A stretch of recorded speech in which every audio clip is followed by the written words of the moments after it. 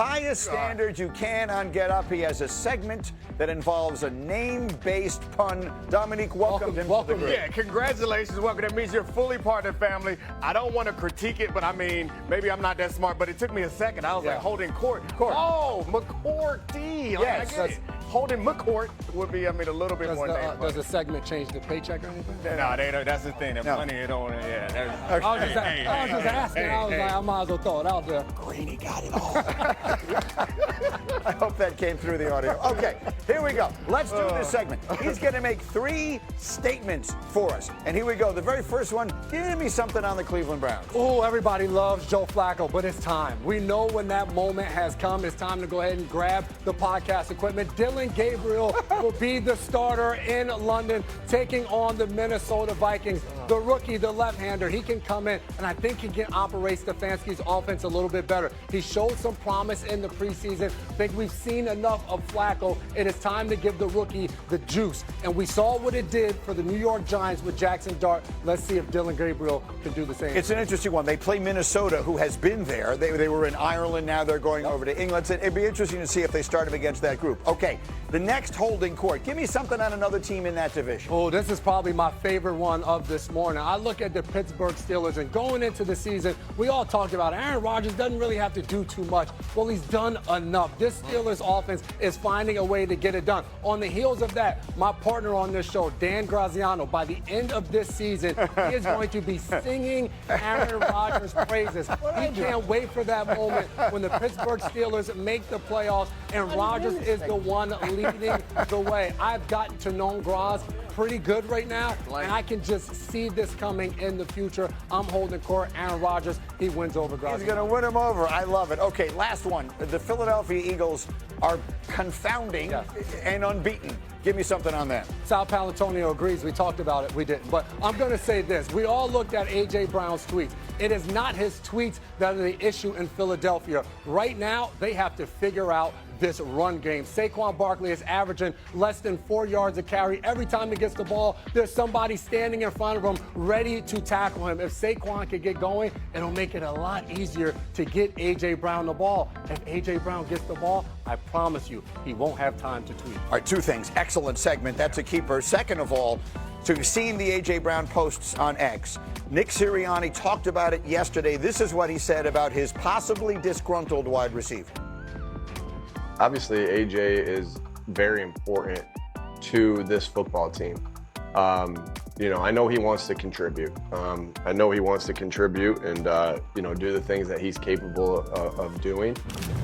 I question nothing about, his desire to play great football, his desire of being a good teammate, his desire to be here.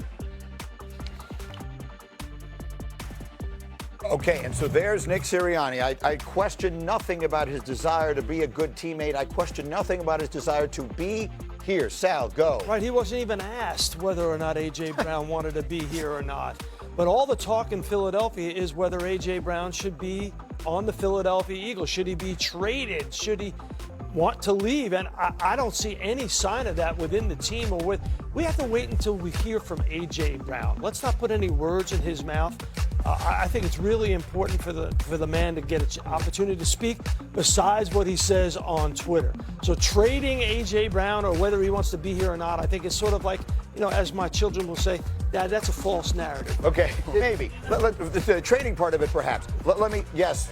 Did someone run up and tape his mouth shut after the game on Sunday, or did he decide not to talk after the game on Sunday? I mean, it seems like he's had a chance and passed on that chance and chose instead to tweet. Look, wide receiver tweets, like, we can't get enough.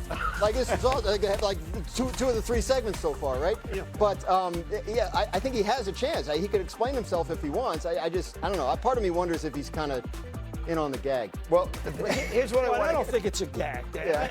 I know this young man. I know this wide receiver. I know this player. I know A.J. Brown a little bit. Talked to him last year when he was reading the book on the sideline, Inner Excellence.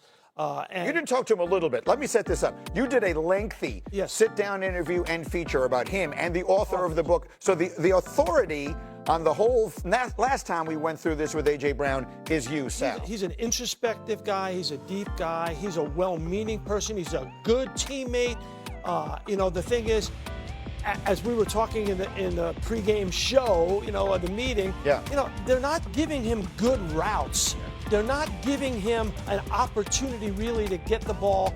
The second half against the Rams, he really played one good half all season because they had the right routes against the right defense. You went against the boogeyman last week in Tampa. You went against Todd Bowles and the best secondary that he is going to see all year long, A.J. Brown. McCollum shut him down.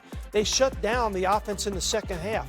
So they went against a very good defense. Let's see how this thing progresses. But I think the bottom line is they got to get more creative ways to get him the football. That is the bottom line. I think Sal's right that we don't want to read too much into it, but it's pretty obvious that he's not feeling great. Right. There's no reason to believe that he sent out that tweet because he loves what's going on. And I think we assume that because it's a wide receiver tweeting or talking that it comes from a place of selfishness. But I think that any criticism, and this is not what AJ's saying, but any criticism of that offense is fair criticism. They're running an offense that seems as if they're like the most talented high school in the district. Like, we don't got to get complicated. We don't got to shift. We don't got to motion.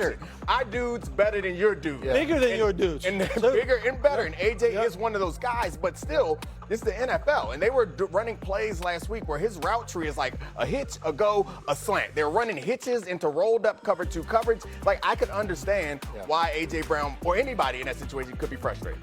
I get that they're 4-0 and they won this game. This table, the 5 of us combined, had more yards from scrimmage in the second half than the Eagles did on Sunday. It was -1. So, I mean, there is an issue. And I get being 4-0 gives you all kinds of room to resolve your issues. But there is obviously an issue. And A.J. Brown is not, I don't think he's being selfish. I think he's saying, hey, I can help. That's a frustrating place to be. When you feel like you can do more, no doubt about it. We hear wide receiver talk, you assume that it's like from a place of I'm help. not assuming that. I'm saying, like, he feels like, hey, there's an issue we need to resolve. I can help resolve it. Use me. So here's the problem as a talk show host. Now, J-Mac, I'll give it back to you because you started the conversation talking about the running game.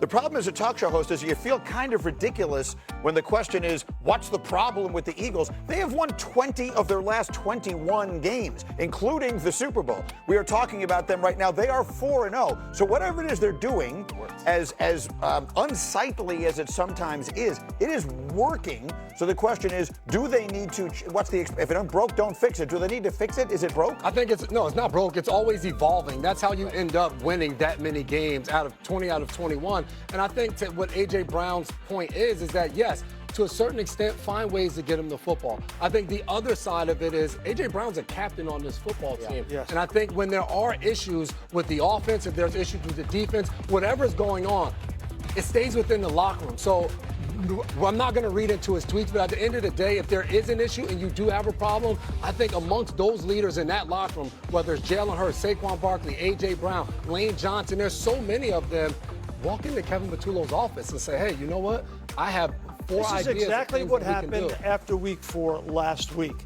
Last year, excuse me. Last year, they were 2-2. They came out of Tampa. They got waxed by Todd Bowles and the Buccaneers. And they changed what they did. They lengthened their practices on defense. They went to the foundation of what they do in the